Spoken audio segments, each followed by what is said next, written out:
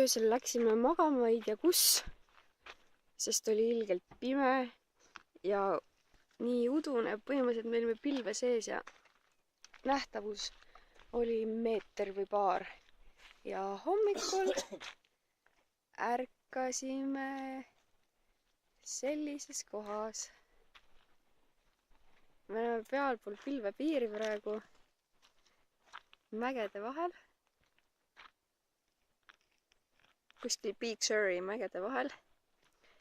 Ja seal kaugel on vaikne ookean. Ja kõik need pilvemassid tulevadki vaikselt ookeanilt praegu. Ei, valetan, liiguvad hoopis sinnapoole tagasi.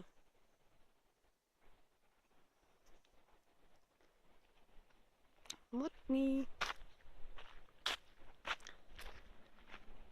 Veits allapoole ka vaadata. Ma ei tea, igal juhul siin on väga kõrge.